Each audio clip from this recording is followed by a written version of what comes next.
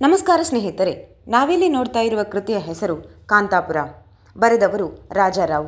ಇವರು ಇಂಡಿಯಾದ ನಾವೆಲಿಸ್ಟ್ ಆಗಿದ್ದು, ತನ್ನ ಗ್ರ್ಯಾಜುಯೇಷನ್ ಕಂಪ್ಲೀಟ್ ಆಗ್ತಾ ಇರುವ 1929ನೇ ವರ್ಷದಲ್ಲಿ ಈ ಕೃತಿಯನ್ನು ಬರೆದರು. ಇದೊಂದು ನಾವೆಲ್ ಆಗಿದೆ. ಇದು ರಾಜಾರಾವ್ ಅವರು ಬರೆದ ಮೊದಲನೇ ಕಾದಂಬರಿಯಾಗಿದೆ. 1929ರಲ್ಲಿ ಈ ಕಾದಂಬರಿಯನ್ನು ಚೆನ್ನೈಯಲ್ಲಿ ಬರೆದರು. 1938ರಲ್ಲಿ ಈ ಕೃತಿ ಪಬ್ಲಿಷ್ ಆಯಿತು. ಇದರ ಸೆಟ್ಟಿಂಗ್ ಬಂದು 1930 ಸೌತ್ ಇಂಡಿಯನ್ ಅಂದರೆ ದಕ್ಷಿಣ ಭಾರತದಲ್ಲಿ ಒಂದು ಸಣ್ಣ ಹಳ್ಳಿಯಾದ ಕಾಂತಾಪುರದ ಕುರಿತಾಗಿ ಇದೆ. ಇದರ ಪಾಯಿಂಟ್ ಆಫ್ ವ್ಯೂ ಬಂದು ಫಸ್ಟ್ ಪರ್ಸನಲ್ಲಿ ಇದೆ. ಈ ಕಾಂತಾಪುರ ಕೃತಿಯ ಮೇನ್ ಥೀಮ್ ಬಂದು ಕಾಂತಾಪುರ ಹಳ್ಳಿಯಲ್ಲಿ ಒಂದಷ್ಟು ಜಾತಿಗಳಿದ್ದವು, ಕಾಸ್ಟಿಸಮ್ ಇತ್ತು. ಆ ಎಲ್ಲ ಜಾತಿಗಳಿಗೆ ಇದರ ಮೇನ್ ಪ್ರೊಟಗಾನಿಸ್ಟ್ ಆದ ವ್ಯಕ್ತಿ ನಾವೆಲ್ಲ ಈ ಜಾತಿ ಮತ ಭೇದವನ್ನು ಬಿಟ್ಟು ಭಾರತದ ಸ್ವಾತಂತ್ರ್ಯಕ್ಕೋಸ್ಕರ ಹೋರಾಡಬೇಕು, ಬ್ರಿಟಿಷರ ವಿರುದ್ಧ ನಮ್ಮ ಏಕತೆಯನ್ನು ತೋರಿಸಬೇಕು ಅಂತ ಹೇಳ್ತಾರೆ. ಇದು ಗಾಂಧಿಯನ್ ಫಿಲಾಸಫಿಯನ್ನು ಫಾಲೋ ಮಾಡುವ ಕೃತಿಯಾಗಿದ್ದು, ಗಾಂಧೀಜಿ ಆಗ ಹೇಳುತ್ತಿದ್ದರು ಏನೆಂದರೆ, ನಮಗೆಲ್ಲರಿಗೂ ಸೋಷಿಯಲ್ ಜಸ್ಟಿಸನ್ನು ಪಡೆಯುವ ಅಧಿಕಾರವಿದೆ.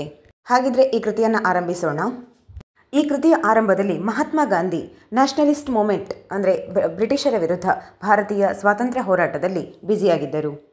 ಈ ಕತೆ ನಡೆದದ್ದು ದಕ್ಷಿಣ ಭಾರತದ ಒಂದು ಸಣ್ಣ ಹಳ್ಳಿ ಕಾಂತಾಪುರದಲ್ಲಿ.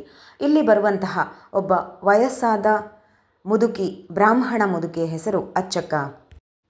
ಈ ಅಚ್ಚಕ್ಕನಿಗೆ ಆ ಕಾಂತಾಪುರ ಹಳ್ಳಿಯ ಎಲ್ಲರ ಪರಿಚಯವಿತ್ತು ಮತ್ತು ಆ ಹಳ್ಳಿಯ ಹೆಂಗಸರಿಗೆ ಹಿಂದೆ ನಡೆದ ಘಟನೆಗಳನ್ನೆಲ್ಲ ಮರುಕಳಿಸ್ತಾ ಅದನ್ನು ನೆನಪು ಮಾಡ್ತಾ ಇದ್ದರು.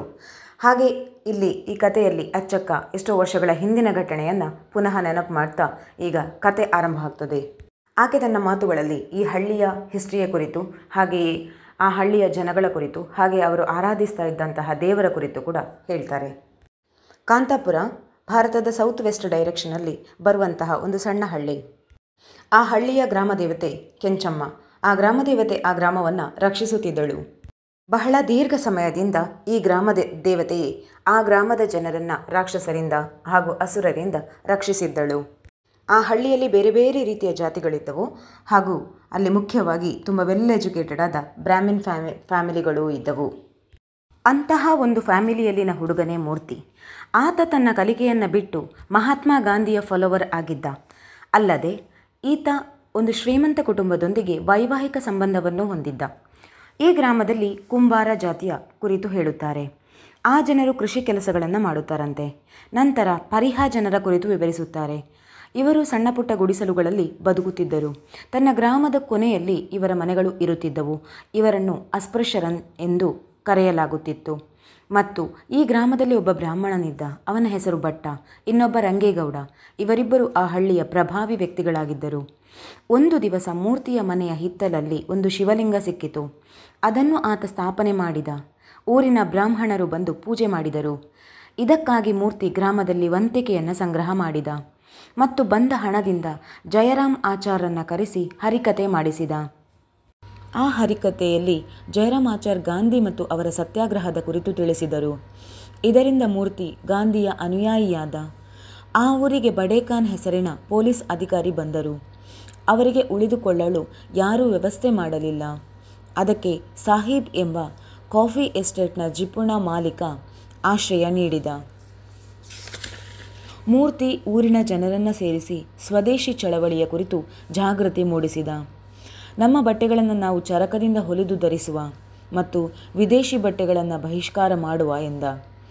ವಿದೇಶದ ವಸ್ತುಗಳು ನಮ್ಮನ್ನು ಇನ್ನಷ್ಟು ಬಡತನಕ್ಕೆ ದೂಡುತ್ತವೆ ಮತ್ತು ನಾವೆಲ್ಲರೂ ಗಾಂಧಿಯನ್ನು ಫಾಲೋ ಮಾಡುವ ಎಂದು ಜನರಲ್ಲಿ ಜಾಗೃತಿ ಮೂಡಿಸಿದ. ಆದರೆ ಆ ಗ್ರಾಮದ ಬ್ರಾಹ್ಮಣ ವ್ಯಕ್ತಿ ಭಟ್ಟನಿಗೆ ಇದು ಯಾವುದೂ ಇಷ್ಟವಿರಲಿಲ್ಲ. ಯಾಕೆಂದರೆ ಗ್ರಾಮದ ಜನರು ಮಾಡರ್ನ್ ಆಗೋದು ಮತ್ತು ಅವರಲ್ಲಿನ ಜಾತೀಯತೆ ನಾಶ ಆಗೋದು ಭಟ್ಟನಿಗೆ ಇಷ್ಟವಿಲ್ಲ. ಬದಲಾಗಿ ಭಟ್ಟನಿಗೆ ಆ ಜನರನ್ನು ಬೆದರಿಸಿ ತನ್ನ ಕಪಿಮುಷ್ಟಿಯಲ್ಲಿ ಇರಿಸಬೇಕಾಗಿತ್ತು. ಮೂರ್ತಿ ಬಡ ಜನರನ್ನು ಒಂದಾಗಿಸುವುದನ್ನು ನೋಡಿದ ಭಟ್ಟ ತಾನು ಒಂದು ಬ್ರಾಹ್ಮಣರ ಪಾರ್ಟಿಯನ್ನು ಮಾಡ್ತಾನೆ. ಈ ಭಟ್ಟನಿಗೆ ಮಂದಿರದ ಪೂಜಾರಿ, ಮೂರ್ತಿಯ ತಾಯಿ, ಪತ್ನಿ ಎಲ್ಲರೂ ಸಹಕಾರ ನೀಡಿದರು. ಮೂರ್ತಿಗೆ ತನ್ನ ಮನೆಯವರೇ ವಿರೋಧಿಗಳಾದರು. ಮೂರ್ತಿ ತನ್ನ ಜೀವನ ಗಾಂಧಿಯ ಕೆಲಸಕ್ಕೆ ಸಮರ್ಪಣೆ ಮಾಡಿದ. ಈ ಹಳ್ಳಿಯ ಶ್ರೀಮಂತ ವಿಧವೆ ರಂಗಮ್ಮ ಮೂರ್ತಿಗೆ ಸಹಕಾರ ನೀಡಿದರು. ಅವರು ತನ್ನ ಪತಿಯ ದೊಡ್ಡ ಮನೆಯಲ್ಲಿ ವಾಸಿಸುತ್ತಿದ್ದರು. ಉಳಿದೆಲ್ಲ ಬ್ರಾಹ್ಮಣರು ಮೂರ್ತಿಯ ವಿರೋಧಿಗಳಾದರು. ಈ ಮೂರ್ತಿ ಏನು ಮಾಡುತ್ತಿದ್ದಾನೆ? ಗಾಂಧಿಯ ಹೆಸರಲ್ಲಿ ನಮ್ಮ ಜಾತಿಯನ್ನು ಹಾಳು ಮಾಡುತ್ತಿದ್ದಾನೆ. ಕೆಲ ಜಾತಿಯವರೊಂದಿಗೆ ಸೇರಿ ನಮಗೆ ಅವಮಾನ ಮಾಡುತ್ತಿದ್ದಾನೆ ಎನ್ನುವುದು ಬ್ರಾಹ್ಮಣರ ವಾದವಾಗಿತ್ತು. ಎಲ್ಲರೂ ಸೇರಿ ಮೂರ್ತಿಯ ಕುಟುಂಬವನ್ನು ಗ್ರಾಮದಿಂದ ಬಹಿಷ್ಕರಿಸಿದರು. ಇದರಿಂದ ನದಿ ತಟದಲ್ಲೇ ಮೂರ್ತಿಯ ತಾಯಿಯ ಸಾವಾಯಿತು. ಇದರಿಂದ ಮೂರ್ತಿಗೆ ಬಹಳ ಆಘಾತವಾಯಿತು. ಮೂರ್ತಿ ಮುಂದೆ ವಿಧವೆ ರಂಗಮ್ಮನ ಮನೆಯಲ್ಲಿ ತನ್ನ ವಾಸವನ್ನು ಮುಂದುವರಿಸಿದ. ಮೂರ್ತಿ ಗ್ರಾಮದ ಜನರನ್ನು ಎಜುಕೇಟ್ ಮಾಡಿ ಅವರ ಬಡತನದ ಕಾರಣ ವಿವರಿಸುತ್ತಲಿದ್ದ. ನಿಮ್ಮನ್ನು ಬಳಸಿಕೊಳ್ಳುವ ಜನ ನಿಮ್ಮ ಪರಿಶ್ರಮವನ್ನು ಪಡೆಯುತ್ತಾರೆ ಎಂದು ಹೇಳಿದ. ಬದಲಿಗೆ ನಿಮಗೆ ಏನನ್ನೂ ನೀಡುವುದಿಲ್ಲ ಎಂದ. ಸಾಹಿಬ್ ತನ್ನ ಕಾಫಿ ಎಸ್ಟೇಟ್ನಲ್ಲಿ ಈ ರೀತಿ ಜನರನ್ನು ಶೋಷಣೆ ಮಾಡುತ್ತಿದ್ದ. ಆತ ಕೂಲಿಗಳನ್ನು ಆಯ್ಕೆ ಮಾಡಿ ಆ ಕೂಲಿಗಳು 10 ವರ್ಷ ತನಕ ಅಲ್ಲಿ ಕೆಲಸ ಮಾಡುತ್ತಿರಬೇಕು. ಮಧ್ಯದಲ್ಲಿ ಯಾವುದೇ ಕಾರಣಕ್ಕೂ ಕೆಲಸ ಬಿಡುವಂತಿರಲಿಲ್ಲ. ಅವರು ಕೊಡುವಂತಹ ಕಡಿಮೆ ವೇತನ ಬರೀ ಶರಾಬು ಕುಡಿಯುವುದಕ್ಕೆ ಸಾಕಾಗುತ್ತಿತ್ತು. ಈ ಮೂರ್ತಿ ಮುಂದೆ ಗಾಂಧಿವಾದಿಯಾದ ಒಬ್ಬ ಬ್ರಾಹ್ಮಣ ಹುಡುಗ ವಾಸುದೇವನ ಸಹಾಯವನ್ನು ತೆಗೆದುಕೊಂಡು ಈ ಕೂಲಿಗಳಿಗೆ ಕಲಿಯೋದು, ಬರೆಯೋದು, ಓದೋದು ಹೇಗೆ ಅನ್ನೋದನ್ನು ಕಲಿಸಿಕೊಡ್ತಾನೆ. ನಂತರ ಆ ಕೂಲಿಕಾರರು ವಿದ್ಯೆಯನ್ನು ಪಡೆದು ಮುಂದೆ ಇವರೊಂದಿಗೆ ಚಳವಳಿಯಲ್ಲಿ ಪಾರ್ಟಿಸಿಪೇಟ್ ಮಾಡಿದರು. ಅಲ್ಲಿಗೆ ಪೊಲೀಸ್ ಅಧಿಕಾರಿ ಬಡೇಖಾನ್ ಬಂದು ಇವರೆಲ್ಲರನ್ನ ತಡಿತಾನೆ. ಬಡೇಖಾನ್ ಯಾಕೆ ಹಾಗೆ ಮಾಡಿದ ಅಂದರೆ ಆ ಗ್ರಾಮದಲ್ಲಿ ಯಾವೊಬ್ಬ ಬ್ರಾಹ್ಮಣನು ಅವನಿಗೆ ಉಳಿದುಕೊಳ್ಳಲು ವ್ಯವಸ್ಥೆಯನ್ನು, ಮನೆಯನ್ನು ಕೊಡಲಿಲ್ಲ. ಆ ಕೋಪವನ್ನು ಅವನು ಮೂರ್ತಿಯ ಮೇಲೆ ತೋರಿಸುತ್ತಿದ್ದ. ಅವರಲ್ಲಿ ಒಬ್ಬ ಕೂಲಿ ರಚನಾ ತನ್ನ ಧೈರ್ಯವನ್ನು ತೋರಿಸ್ತಾಳೆ ಹಾಗೂ ತಾನು ಗಾಂಧಿವಾದಿ ಆಗ್ತಾಳೆ. ಅಲ್ಲಿ ಒಂದು ಸಣ್ಣ ಜಗಳ ಏರ್ಪಡ್ತದೆ. ಈ ಕೂಲಿಕಾರ ಮಹಿಳೆಯರು ಬಡೇಖಾನ್ನ ದಾಡಿಯನ್ನು ಎಳೆದು ಎಳೀತಾರೆ. ಈ ಎಲ್ಲ ಘಟನೆಗಳ ಜವಾಬ್ದಾರಿಯನ್ನು ಮೂರ್ತಿ ತೆಗೆದುಕೊಳ್ಳುತ್ತಾನೆ. ಯಾಕಂದರೆ ಅವನು ಗಾಂಧಿವಾದಿಯಾಗಿದ್ದ, ಹಿಂಸೆಯ ವಿರೋಧಿಯಾಗಿದ್ದ. ಅದಕ್ಕಾಗಿ ಮೂರ್ತಿ 3 ದಿವಸಗಳ ಉಪವಾಸವನ್ನು ಮಾಡ್ತಾನೆ. ಆ ಕೆಲಸಕ್ಕೆ ಪ್ರಾಯಶ್ಚಿತ ಅಥವಾ ಪಶ್ಚಾತ್ತಾಪವಾಗಿ. ಆ 3 ದಿವಸಗಳಲ್ಲಿ ಉಪವಾಸವಿದ್ದು ಗ್ರಾಮದ ಮಂದಿರಕ್ಕೆ ಬಂದು ಧ್ಯಾನದಲ್ಲಿ ತೊಡಗ್ತಾನೆ. ಆ ಸಮಯದಲ್ಲಿ ರತ್ನ ಎನ್ನುವ ಹೆಸರಿನ ಒಬ್ಬ ಹುಡುಗಿ ಆತನನ್ನು ಕೇರ್ ಮಾಡ್ತಾಳೆ. ಮೂರ್ತಿ ನಂತರ ಪಟೇಲ್ ರಂಗೇಗೌಡನೊಟ್ಟಿಗೆ ಸೇರಿಕೊಂಡು ಆ ಗ್ರಾಮದಲ್ಲಿ ಒಂದು ಸಣ್ಣ ಕಾಂಗ್ರೆಸ್ ಅನ್ನು ಪ್ರಾರಂಭಿಸ್ತಾನೆ. ಒಂದು ಮಿನಿ ಕಾಂಗ್ರೆಸ್ ಮಾಡಿದ. ಅದನ್ನು ದೇಶದಲ್ಲಿ ಆಗ ಇದ್ದ ಕಾಂಗ್ರೆಸ್ ಪಾರ್ಟಿಯ ಲೋಕಲ್ ಬಾಡಿಯಾಗಿ ಕನ್ಸಿಡರ್ ಮಾಡ್ತಾರೆ. ಮೂರ್ತಿ ಕೂಲಿಯಾದ ರಚನನ ಮನೆಗೆ ಹೋಗ್ತಾನೆ. ಆ ಮನೆಯೊಳಗೆ ಹೋಗಲಿಕ್ಕೆ ಯೋಚನೆ ಮಾಡ್ತಾನೆ. ಅಷ್ಟೊತ್ತಿಗೆ ರಚನನ ಹೆಂಡತಿ ಹಾಲು ಕುಡಿಲಿಕ್ಕೆ ಕೊಡ್ತಾಳೆ. ಆದರೆ ಯೋಚನೆ ಮಾಡ್ತಾನೆ, ಇವನು ಬ್ರಾಹ್ಮಣನಾಗಿದ್ದು ಆ ಕೆಳಜಾತಿಯವರ ಮನೆಗೂ ಹೋಗಲಿಕ್ಕಿಲ್ಲ, ಅವರ ಕೈಯಿಂದ ಯಾವುದೇ ಆಹಾರವನ್ನು ತೆಗೆದುಕೊಳ್ಳುವಂತಿರಲಿಲ್ಲ ಆಗ. ಆದರೆ ಇವನು ಅದನ್ನೆಲ್ಲವನ್ನು ಬದಿಗೊತ್ತಿ ತನ್ನ ಮನಸ್ಸಿಗೆ ತೆಗೆದುಕೊಳ್ಳದೆ ರಚನನ ಮನೆಯ ಒಳಗೂ ಹೋಗ್ತಾನೆ ಮತ್ತು ಅವನ ಹೆಂಡತಿ ಕೊಟ್ಟಂತಹ ಹಾಲನ್ನು ಕುಡಿತಾನೆ. ಪರಿಹ ಅಂದರೆ ಆಗಿನ ಕಾಲದ ಅನ್ಟಚೇಬಲ್ಸ್ ಯಾರಿದ್ರು ಅವರನ್ನೆಲ್ಲ ಒಟ್ಟು ಸೇರಿಸಿ ನಿಮ್ಮ ಬಟ್ಟೆಗಳನ್ನು ನೀವಾಗಿಯೇ ಚರಕದ ಸಹಾಯದಿಂದ ನೇಯ್ದುಕೊಳ್ಳಿ ಅಂತ ಹೇಳ್ತಾನೆ. ಆ ನಂತರ ತನ್ನ ಮನೆಗೆ ಬಂದ ಮೂರ್ತಿ ಗಂಗಾಜಲದಿಂದ ತನ್ನನ್ನು ತಾನು ಶುದ್ಧ ಮಾಡಿಕೊಳ್ತಾನೆ. ದೀಪಾವಳಿಯ ದಿವಸದಂದು ರಂಗಮ್ಮನ ಮನೆಯಲ್ಲಿ ಇದ್ದ ಮೂರ್ತಿಯನ್ನು ಹಿಡಿಲಿಕ್ಕೆ ಪೊಲೀಸರು ಬರ್ತಾರೆ. ಪೊಲೀಸ್ನ ಹಿಂದುಗಡೆಯಿಂದ ರಚನಾ ಮತ್ತು ಉಳಿದ ಗಾಂಧಿವಾದಿಗಳು ಕೂಡ ಬರ್ತಾರೆ. ಅವರು ಗಾಂಧೀಜಿಗೆ ಜೈಕಾರ ಹಾಕುತ್ತಿದ್ದರು. ಅವರಿಗೂ ಪೊಲೀಸರು ಬಾರಿಸಿದರು ಮತ್ತು ಕೆಲವರನ್ನು ತಮ್ಮ ಜೊತೆ ಕರ್ಕೊಂಡು ಹೋಗ್ತರು. ಮೂರ್ತಿಯನ್ನು ಜೈಲಲ್ಲಿ ಬಂಧಿಸಿಡಲಾಯಿತು. ಅವನಿಗೆ ಸಹಾಯ ಮಾಡಲು ರಂಗಮ್ಮ ಒಬ್ಬ ಅಡ್ವೊಕೇಟನ್ನು ನೇಮಕ ಮಾಡ್ತಾಳೆ. ಅವನು ಕಾಂಗ್ರೆಸ್ ಕಮಿಟಿಯ ಸೆಕ್ರೆಟರಿ ಆಗಿದ್ದ. ಅಡ್ವೊಕೇಟ್ ಶಂಕರ್ ಎನ್ನುವುದು ಅವನ ಹೆಸರಾಗಿತ್ತು.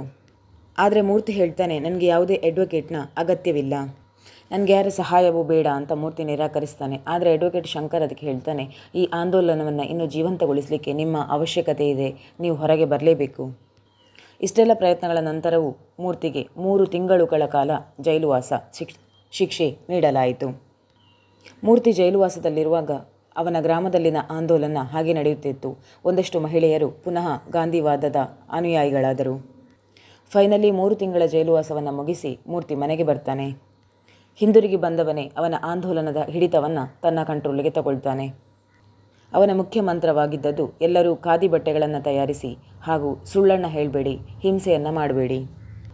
ಇವನು ಆ ಹಳ್ಳಿಯ ಗಾಂಧಿಯೇ ಆಗಿಬಿಟ್ಟಿದ್ದ. ಆ ಸಮಯದಲ್ಲಿ ದೇಶದಾದ್ಯಂತ ಜನರು ಗಾಂಧಿಯನ್ನು ಫಾಲೋ ಮಾಡ್ತಾಯಿದ್ರು. ಉಪ್ಪಿನ ಸತ್ಯಾಗ್ರಹದ ಅಂಗವಾಗಿ ಉಪ್ಪನ್ನು ತಯಾರಿಸ್ತಾ ಇದ್ದರು. ಆ ಚಳವಳಿಯ ನಂತರ ಗಾಂಧೀಜಿಯ ಅರೆಸ್ಟ್ ಕೂಡ ಆಗ್ತದೆ. ಈ ಎಲ್ಲ ಚಳವಳಿಗಳನ್ನು ನಿಲ್ಲಿಸುವುದಕ್ಕಾಗಿ ಆ ಗ್ರಾಮದಲ್ಲಿ ಎಲ್ಲ ಕೂಲಿಗಳನ್ನು ಒಂದು ಕಡೆ ಸೇರಿಸಿ ಅವರಿಗೆ ಶರಾಬು ನೀಡಲಾಯಿತು. ಶರಾಬನ್ನು ಕಂಠಪೂರ್ತಿ ಕುಡಿದ ಹಳ್ಳಿ ಕೂಲಿ ಕಾರ್ಮಿಕರು ತಮ್ಮೊಳಗೆ ಜಗಳ ಮಾಡ್ತಾರೆ. ಇದೆಲ್ಲವನ್ನು ಕಂಟ್ರೋಲ್ ಮಾಡಲಿಕ್ಕೆ ಪೊಲೀಸರು ಅವರ ಮೇಲೆ ಲಾಠಿ ಚಾರ್ಜ್ ಮಾಡ್ತಾರೆ. ಉಳಿದ ಪ್ರತಿಭಟನಾಕಾರರನ್ನು ಟ್ರಕ್ಕಲ್ಲಿ ತುಂಬಿಸ್ತಾರೆ. ಇದರಿಂದ ಅವರ ಪ್ರತಿಭಟನೆ ನಿಂತು ಹೋಗುತ್ತದೆ. ಇನ್ನೊಂದು ಸಲ ಆ ಗ್ರಾಮದ ಜನರು ಪ್ರತಿಭಟನೆಯನ್ನು ಹಮ್ಮಿಕೊಳ್ತಾರೆ. ಇನ್ನೊಂದು ಸಲ ಶರಾಬಿನ ವ್ಯವಸ್ಥೆಯನ್ನು ಮಾಡ್ತಾರೆ. ಆಗ ರಂಗಮ್ಮ, ಮೂರ್ತಿ ಹಾಗೂ ರತ್ನ ಅವರ ಮೇಲೆ ಪೊಲೀಸರಿಗೆ ಭಾರಿ ಕೋಪ ಬಂದು ಅವರಿಗೆ ಸೀರಿಯಸ್ ಆಗಿ ತುಂಬ ಗಾಯಗಳನ್ನು ಮಾಡ್ತಾರೆ, ಹೊಡಿತಾರೆ, ಬಡಿತಾರೆ. ಈ ಕೂಲಿ ಕಾರ್ಮಿಕರ ಚಳವಳಿಯನ್ನು ನಿಲ್ಲಿಸುವುದಕ್ಕೋಸ್ಕರ ಪೊಲೀಸರು ಮೊದಲು ಶರಾಬು ಅಂಗಡಿಗಳನ್ನು ಕ್ಲೋಸ್ ಮಾಡ್ತಾರೆ. ಈ ಶರಾಬು ಒಂದೇ ಅವರೆಲ್ಲರನ್ನ ಒಗ್ಗೂಡಿಸುವ ಮಂತ್ರವಾಗಿತ್ತು. ಅದನ್ನೇ ನಿಲ್ಲಿಸಿದರೆ ಎಲ್ಲ ಒಗ್ಗೂಡುವಿಕೆ ನಿಂತು ಹೋಗ್ತದೆ ಅನ್ನೋದು ಪೊಲೀಸರ ಯೋಚನೆಯಾಗಿತ್ತು. ಆ ಕಾಂತಾಪುರ ಗ್ರಾಮದಲ್ಲಿ ಒಬ್ಬ ಬ್ರಾಹ್ಮಣ ಭಟ್ಟ ಈಗಲೂ ಅದನ್ನು ವಿರೋಧ ಮಾಡ್ತಾನೇ ಇದ್ದ. ಆ ಗ್ರಾಮದ 4 ಕಡೆಯೂ ಪೊಲೀಸರು ಗಸ್ತು ಹಾಕ್ತಾರೆ. ಈ ಚಳವಳಿಯ ಮುಖ್ಯ ನಾಯಕರಾದ ಮೂರ್ತಿ ಮತ್ತು ರಂಗಮ್ಮನನ್ನು ಹಿಡಿಯುವುದೇ ಈ ಪೊಲೀಸರ ಉದ್ದೇಶವಾಗಿತ್ತು. ಒಂದೇ ರಾತ್ರಿಯ ಒಳಗಡೆ ರಂಗಮ್ಮ ಹಾಗೂ ಮೂರ್ತಿಯನ್ನು ಪೊಲೀಸರು ಅರೆಸ್ಟ್ ಮಾಡ್ತಾರೆ. ಹಾಗೂ ಪೊಲೀಸರು ಮಹಿಳೆಯರೊಂದಿಗೆ ತುಂಬ ಕೆಟ್ಟದಾಗಿ ನಡೀತಾರೆ. ಅಲ್ಲದೆ ರತ್ನ ಎನ್ನುವ ಹುಡುಗಿಯ ಮೇಲೆ ದೌರ್ಜನ್ಯ ಕೂಡ ಆಗ್ತದೆ. ಗ್ರಾಮದಲ್ಲಿನ ಮಹಿಳೆಯರು ಆಂದೋಲನವನ್ನು ಮುಂದುವರಿಸಿದರು. ಅವರಲ್ಲಿ ಮುಖ್ಯವಾಗಿ ಅಚ್ಚಕ್ಕ ಆ ಆಂದೋಲನದ ಲೀಡರ್ಶಿಪ್ ವಹಿಸಿಕೊಳ್ತಾರೆ. ಭಟ್ಟನ ಮನೆಗೆ ಬೆಂಕಿ ಹಚ್ಚಿ ಹೊತ್ತಿಸಿ ಬಿಡ್ತಾರೆ, ಭಸ್ಮ ಮಾಡ್ತಾರೆ. 3 ದಿವಸಗಳೊಳಗೆ ಆ ಗ್ರಾಮದ ಜನರು 4ನೇ ಬಾರಿ ಪ್ರತಿಭಟನೆಯಲ್ಲಿ ತೊಡಗಿಸಿಕೊಂಡಿದ್ದರು. ಈ ಚಳವಳಿ ಪೊಲೀಸರ ವಿರುದ್ಧವೇ ನಡೆಯುವಂತೆ ಕಾಣುತ್ತಿತ್ತು. ಇದನ್ನು ಕಂಟ್ರೋಲ್ ಮಾಡಲಿಕ್ಕೋಸ್ಕರ ಸರ್ಕಾರವೇ ಆ ಗ್ರಾಮದ ಜನರ ಜಾಗವನ್ನು ಸ್ವಾಧೀನ ಮಾಡಿಕೊಂಡಿತು. ಯುರೋಪಿನ ಜನರು ಕಾಂತಾಪುರಕ್ಕೆ ಬಂದು ಆ ಗ್ರಾಮದ ಜನರನ್ನೆಲ್ಲ ಓಡಿಸಿ ಜಾಗವನ್ನು ಸ್ವಾಧೀನ ಮಾಡಿಕೊಳ್ಳುತ್ತಿದ್ದರು. ಇದರಿಂದ ಊರಿನ ಮಹಿಳೆಯರಾದ ಮುಖ್ಯವಾಗಿ ಅಚ್ಚಕ್ಕನಿಗೆಲ್ಲ ಕೋಪ ಬಂತು. ನಾವು ಅಹಿಂಸೆಯ ಮಾರ್ಗವನ್ನೇ ಫಾಲೋ ಮಾಡ್ತಾ ಇದ್ದರೂ ನಮಗೆ ಇಷ್ಟೆಲ್ಲ ತೊಂದರೆಗಳನ್ನು ಅನುಭವಿಸ್ತಾ ಇದ್ದೇವಲ್ಲ ಅನ್ನೋದು ಅವರೆಲ್ಲರ ನೋವಾಗಿತ್ತು. ಆ ಪ್ರತಿಭಟನೆಯ ಮಧ್ಯದಲ್ಲಿ ಒಬ್ಬ ಗಾಂಧಿವಾದಿ ಗಾಂಧಿಯ ಪರವಾದಂತಹ ಒಂದು ಬಾವುಟವನ್ನು ಹಾರಿಸಿಬಿಡ್ತಾನೆ. ಆಗ ಬಾವುಟ ಹಾರಿಸೋದು ತುಂಬ ದೊಡ್ಡ ತಪ್ಪಾಗಿತ್ತು. ಇದನ್ನು ನೋಡಿದ ಪೊಲೀಸರು ಪ್ರತಿಭಟನಾಕಾರರ ಮೇಲೆ ಗೋಲಿ ಹಾರಿಸ್ತಾರೆ. ಎಷ್ಟು ಜನರಿದ್ದರೂ ಅಷ್ಟು ಜನರ ಮೇಲೂ ಗೋಲಿ ಹಾರಿಸ್ತಾರೆ. ಆದರೆ ಅದುವರೆಗೂ ಆ ಜನರ ಮೇಲೆ ಯಾವುದೇ ಹಿಂಸೆ ಆಗಿರಲಿಲ್ಲ.